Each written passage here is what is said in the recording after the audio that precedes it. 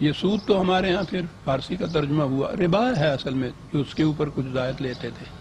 قرآن نے یہ بتا دیا کہ اس قسم کی بھی جو مدد کرو،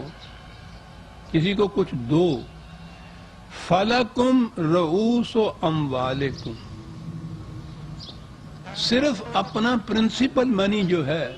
اپنا جو روپیہ دیا ہے، راس المال جسے کہتے ہیں،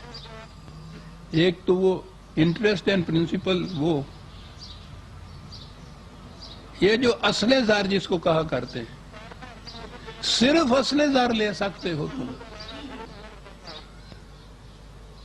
تو اصل زر کے اوپر کسی شکل میں بھی کچھ زیادہ لینا یہ ربا ہوا۔ ویسے تو قرآن کریم نے بہت سے ایسے جرائم گنائے ہیں کہ وہ بھی بری بات ہے، وہ بھی بری بات ہے، اس سے بھی بات، یہ ایک جرم ایسا ہے جس کے متعلق کہا یا ایھا الذین آمنوا اتقوا اللہ وذروا ما بقی من الربا ان کنتم مؤمنین، کہا کہ یہ ہم نے اب حکم دے دیا کہ ربا جو ہے یہ حرام ہے، پچھلے معاملے بھی جو تم نے کیے ہوئے ہیں ان میں اگر کسی کے ذمے یہ ربا تمہارا ہے، اس حساب سے جو پہلے کیا ہوا تھا،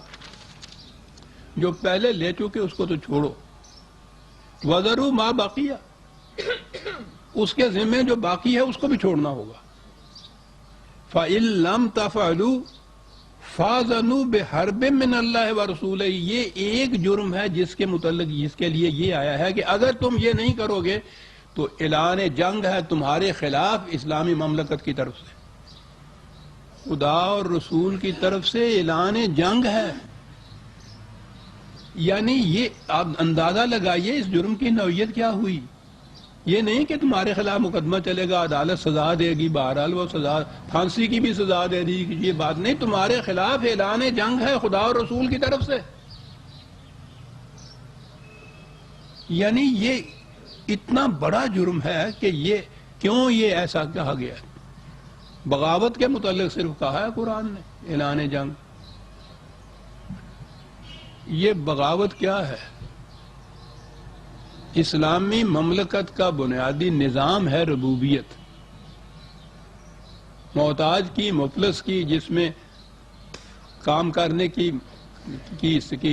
طاقت نہ رہی ہو، معذور ہو چکا ہو، مسکین ہو چکا، ان سب کی مدد کرنا ہے، ان سب کی ربوبیت کا ہے، یہ ہے نظام آپ کے ہاں کی مملکت کا۔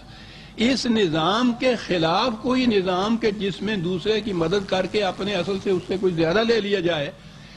یہ اس نظام کے خلاف بغاوت ہے۔ اس کے الرغم ایک نظام قائم کرنا ہے،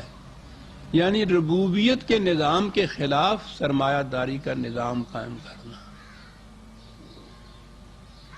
نظام سرمایہ داری وہ ہے جس کے خلاف اعلان جنگ ہے خدا اور رسول کی طرف سے۔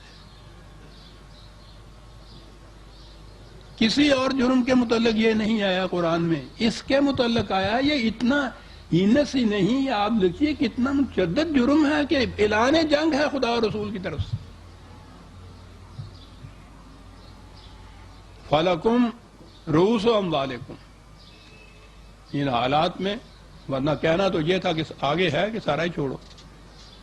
اصل زر صرف لے سکتے ہو، لا تظلمون ولا تظلمون، بس اس سے اتنا ہے، تم اپنا اصل لے لو گے تو تم پہ کچھ زیادتی نہیں ہوگی، اور اس سے کچھ زائد نہیں لوگے تو اس پر زیادتی نہیں ہوگی، تو گویا زیادہ لینا کسی سے اپنے اصل سے ظلم ہو گیا، اسلامی مملکت کے خلاف بغاوت ہو گئی، اس کی طرف سے اعلان جنگ ہو گیا۔ عزیزان من، قرآن کی طرف آئیے تو یہ لائٹلی لینے کی چیزیں نہیں ہیں کہ یوں ہی آدمی یہ کہہ کہ گزر جائے، سوچئے تو صحیح کہ جرم کتنا عظیم بتایا رہا ہے۔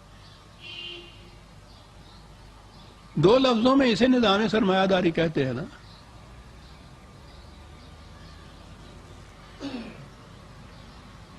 یعنی ادھر تو یہ کیفیت تھی کہ اپنی ضرورت سے زائد سارا دوسروں کو دے دینا، اگلی بات یہ تھی کہ اپنی ضرورت پر دوسرے کی ضرورت کو ترجیح دے دینا، نظام تو یہ تھا۔ اور ہو اس کے خلاف یہ کہ جو ہی کوئی محتاج ہو، غریب ہو، مصیبت میں پڑے، اس کی مصیبت کو ایکسپلائٹ کیا جائے، مدد دی جائے، اپنا اصل بھی لیا جائے اور اس کی محنت سے بھی پھر اس سے اوپر زائد لیا جائے، تو یہ تو بغاوت ہے اس نظام کے خلاف۔